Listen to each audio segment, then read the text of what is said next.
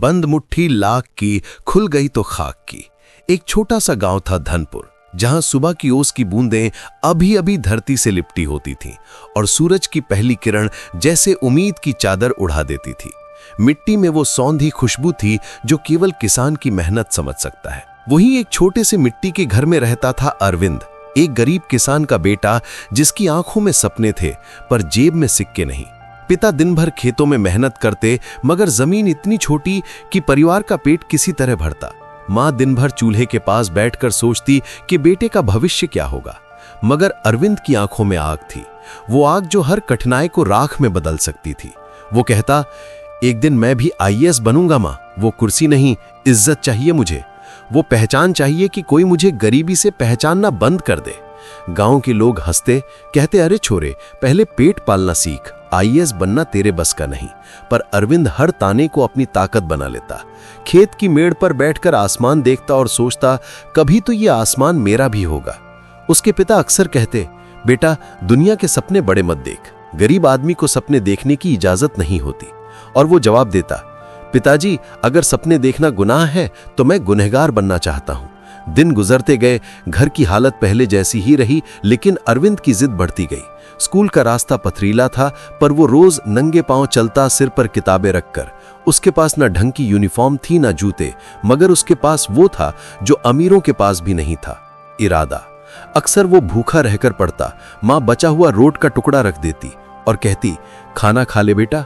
वो मुस्कुराकर कहता, माँ पहले किताब खा लूं, भूख अपने आप मिट जाएगी। स्कूल में जब अध्यापक पूछते तो क्या बनेगा, तो सब बच्चे डॉक्टर इंजीनियर कहते, लेकिन अरविंद चुप रह जाता। टीचर ने एक दिन पूछा, तू क्यों चुप है? तो बोला, सर मैं आईएएस बनूंगा। क्लास हंस पड़ी, मगर सर ने उसकी आंखों में वो चमक देखी जो बाकी किसी में नहीं थी। सर बोले, बेटा हंसी की परवाह मत करना, क्योंकि जिस दिन तेरे सपने पूरे होंगे यही लोग तेरे लिए खड़े होकर ताली बजाएंगे। और वही बात उसके दिल पर पत्थर पर खुद गई। 12वीं पूरी हुई, मगर आगे की पढ़ाई के लिए पैसे नहीं थे। पिता ने कहा, अब खेत में काम कर, पढ़ाई छोड़ दे। मगर अरविंद ने हाथ जोड़कर कहा, पिताजी अगर आप मुझे शहर भेज देंगे तो मैं आपको ऐसा बेटा बनकर लौटूंगा जिस पर आप गर्व करेंगे। पिता ने अपनी पुरानी साइकिल और थोड़ी सी बचत उसे दी। जेब में केवल 620 रुपए थे और आंखों में आसमान भर सपने। वो शहर पहुंचा लखनऊ। भीड़, शोर, ट्रैफिक और अकेलापन सब साथ थे। किराए का कमरा ऐसा था जहां दीवारों से पानी टपकता था, छत से धूल गिरती थी और रात को मच्छरों का राज होता था, लेकिन वही उसका महल था। दिन में वो ट्यूशन देता, कभी चाय की दुकान पर हिसाब लिखता तो कभी किताबों की दुकान में काम करता। रात में जब सब सो जाते वो अपनी पुरानी लालटेन के नीचे पढ़ाई करता। किताबें फटी थीं, नोट्स उधार के थे, मगर उसका हौसला नया था। कई बार भूख लगती तो बस पानी पीकर सो जाता।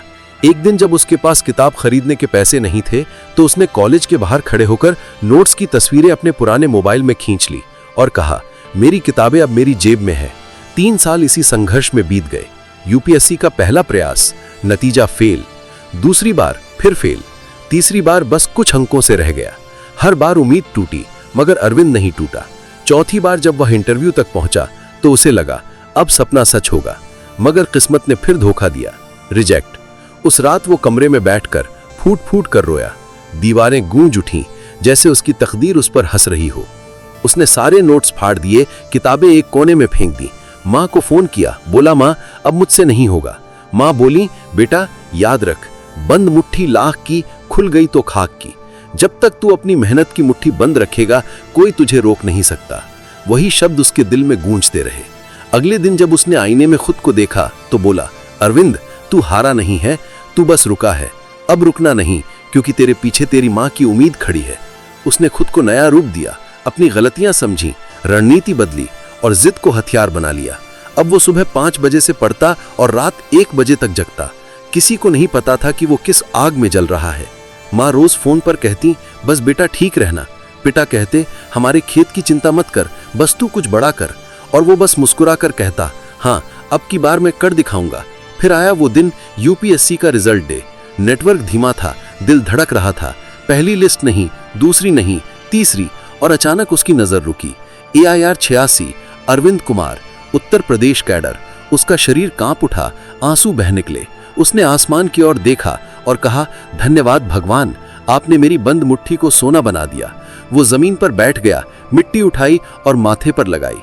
उस पल में उसकी सारी भूख, नींद और आंसू सफन हो गए थे। जब ट्रेनिंग के बाद वो गांव लौटा तो सारा धनपुर जमा था।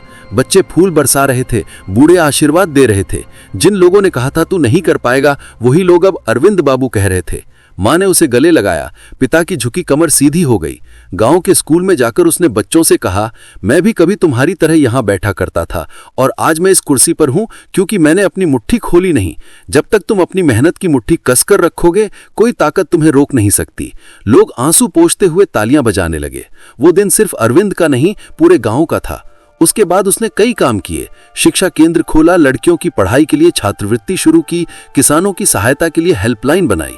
उसने कहा, गरीबी तब तक तुम्हारी दुश्मन नहीं बन सकती जब तक तुम हार नहीं मानते। जो मुट्ठी मेहनत से बंद रखता है वही लाख का बनता है।